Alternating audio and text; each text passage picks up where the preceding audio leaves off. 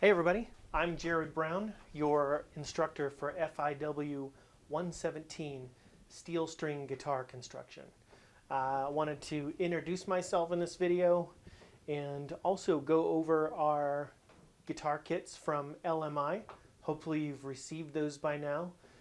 If not, just finish watching the video. We'll go through the box, go through all the pieces, hopefully answer some questions along the way, and we'll go from there. So,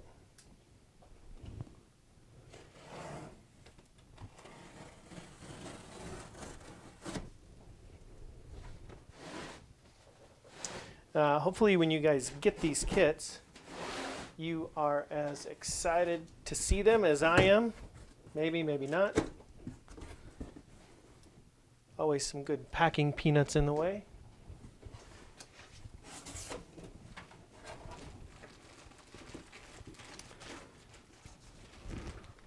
Couple of things you probably won't get: hide glue and a t-shirt.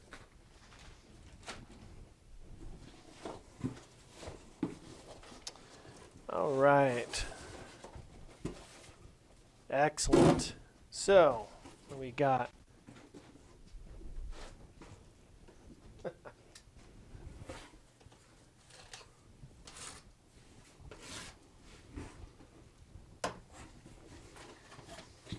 Okay, so backs and sides.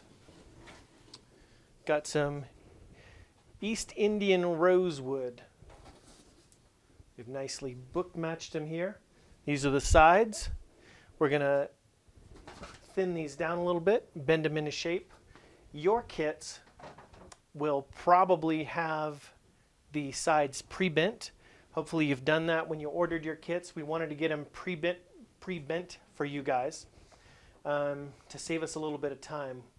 With all the restrictions in the shop this year, we're going to have a pretty rough time finishing things as it is. So I was hoping to get a couple of things serviced at LMI so that we could save some time and make sure that we can get through the class together and end up with a finished guitar at the end. Excellent. Okay, so here we have a fretboard or fingerboard. This is going to be the back. So I believe that you guys should have gotten yours already joined and thicknessed. One thing that we want to do as we go along this build is pick up these pieces. We'll separate these backs out a little bit. And just give them a little bit of bend. You can kind of feel how stiff they are. They're pretty stiff for these thin boards. And what we want to do is find what's called the node. So typically, all right, here we go. So this is the shape of our guitar.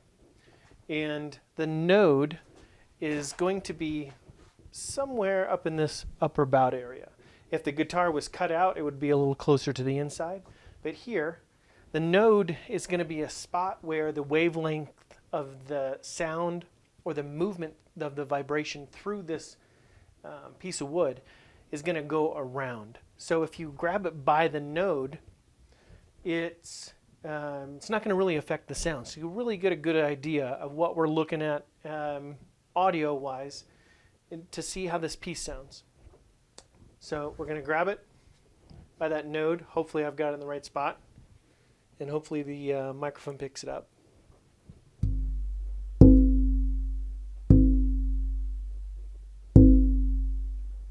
This has got a great ring to it. And hopefully the microphone picks that up. But you can really hear that boom and that wave that comes off of it.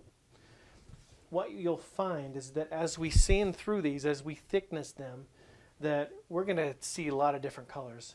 We might see some oranges, we might see some purples, even more purple than what it is now. There's some really interesting things that happen, and the EIR really smells nice when you cut it and when you sand it, and it looks gorgeous. These are really, really nice materials from LMI. I'm really, really happy with what came out of this kit. And here we have the top. I asked that everyone get some type of spruce. There's several different types of spruce. We're just going to use Sitka, although you certainly could have ordered any of them. Adirondack, Engelmann, really just about any of the spruce family. I want to make sure that as we're going through this, that we all kind of have the same thing. Ideally, as we progress together, we'll be able to take a look at everything that everybody else is doing. You can pick up somebody else's top, flex it around a little bit, tap it, touch it, and so we have an idea of how things sound and feel as we go through them. It's really helpful in a class setting to do that because we have so many different guitars that we can hear and feel and know that how things flex, how things bend, how they sound when you tap them, how one might be different than another and yours might be different from somebody else's. And at some point we'll all kind of get to the same place, but really how we get there, the speed at which we get there, some people might do things in a slightly different order because maybe a piece of equipment isn't available, so we have to move on. It's interesting to do it as a group and see how things progress.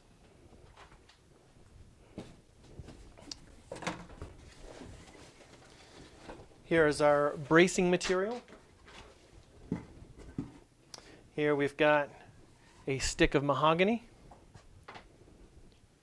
which is extraordinarily quarter sawn. Man, this is just about perfect. So this is what our back braces are going to be cut out of.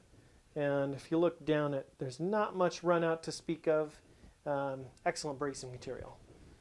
The other one is going to be spruce. So this is Sitka spruce. Same material as my top, probably most of yours as well. Again, really nicely quarter sawn. If you can see, you can follow these marks. Nicely quarter sawn. Really easy to cut braces out of this material. This is a bridge that's going to match our fretboard.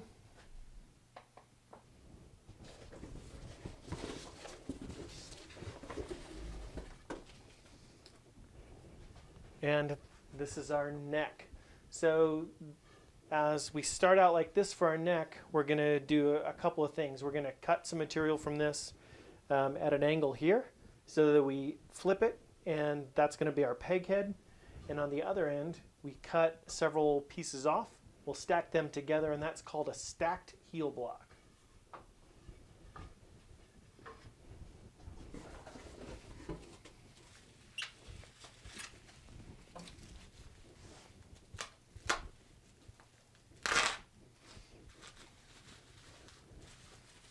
This should be our kerfing and our binding.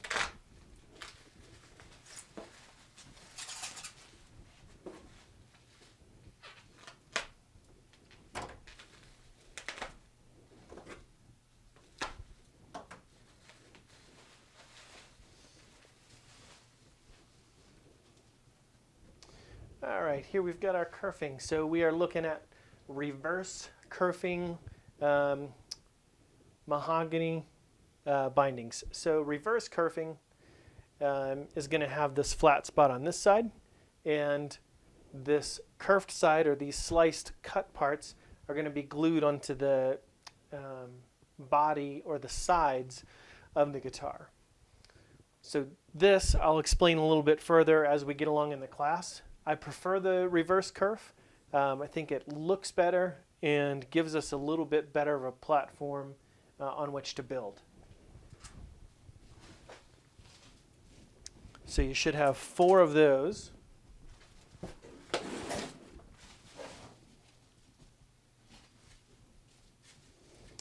This is just a reinforcement that they put in there so things didn't break apart, because you can see our kerfing is pretty flexible, and our bindings, I think I gave everyone the option of going with a dark or going with a lighter one like maple or Honduran mahogany.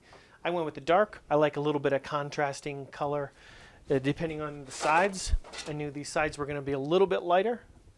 So if you see, that's just a nice dark contrast. I'm sure the light would look just as good, but that allows me to do a little bit lighter on the purfling or some strips right next to it. And this is going to be our reinforcement strip that's going to go over our center back seam. I'm not sure if you've had your backs joined whether they'll do this or not. I doubt it. So we'll end up gluing this piece onto the back. That's going to go right over the back of the seam. And you can see our grain is going this way, going across. And what that's going to do is it's going to offer a lot more support from that seam not being able to be pulled apart.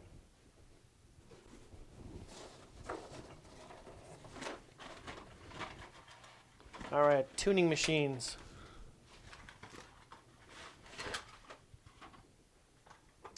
These are going to end up in our peg head.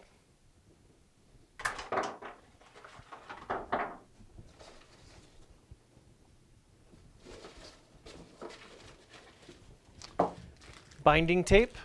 So when we cut the channels in our binding, we bend the bindings, and then as we glue those in, this tape, we're going to use that tape to hold the bindings into those channels while the glue dries.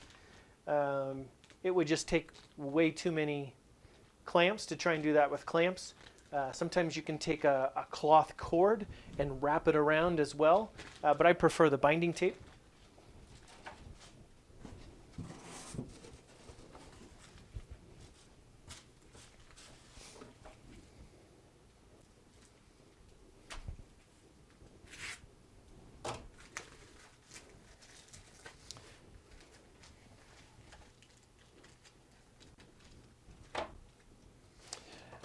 These are just a couple of tools that I ordered extra. These won't be in your kit.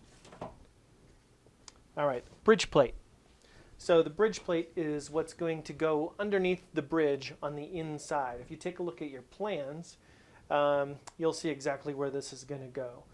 And one thing that we want to pay attention to is you can see this is pretty straight.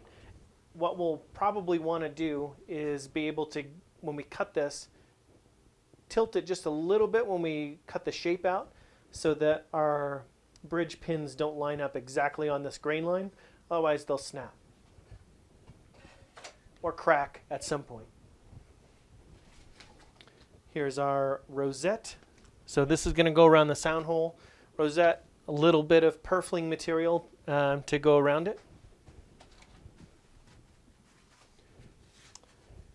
Ebony for the peg head veneer. And then a couple of other veneers to stack underneath that.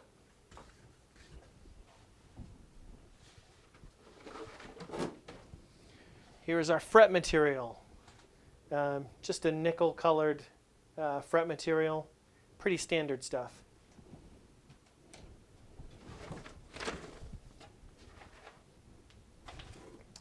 Here's our truss rod. So this is what's going to allow us to correct any of the problems that we're having later with the neck. So this is going to get installed. We'll cut a channel for this and install this into the neck itself.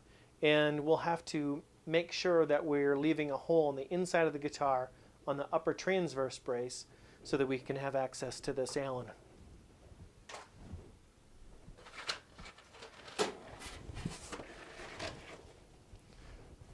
Longer purfling strips. All this purfling, I usually put at least one piece right next to my binding and then also a piece underneath the binding. I do that on the top and the back.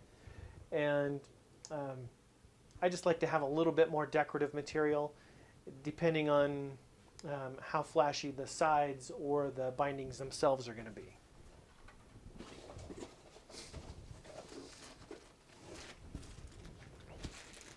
This is glue. LMI has a great instrument glue. I don't know that it's any different than Tight Bond or the yellow Gorilla that you're going to find at the hardware store. But it is nice to get theirs once in a while. They used to sell a white glue, but I believe that fell out of favor, and they've gone really strictly for the yellow now.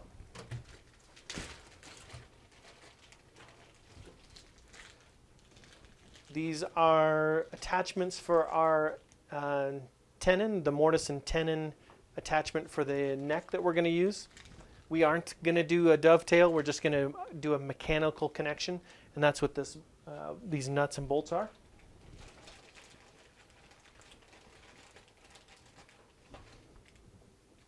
Bridge pins, saddle, nut. So these are bone material that will shape as we get closer to that.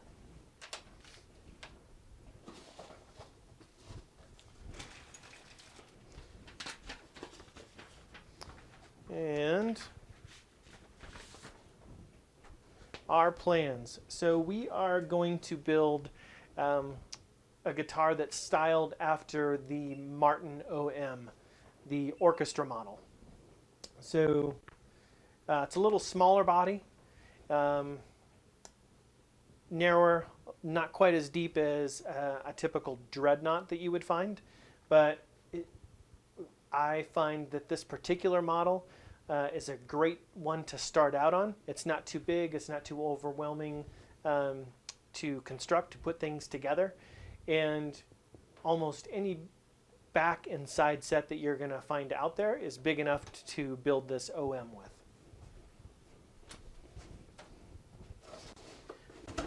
And the last thing in here is going to be the tail block. So this is going to get shaped, cut to size, that's going to go down at the very end where the sides come together. This is going to be the reinforcement to attach the sides to, and also to attach the top and back to. And the end wedge is going to get glued onto here. And if you've got an end pin or a connector for any electronics that you want to put on board, those will typically go through this. That's it. So all these pieces are going to take us the bulk of the semester, about 14 weeks to construct. On week 15 we'll have a get together at the very end, and hopefully everybody's got an awesome guitar to play. We'll see you guys in the shop.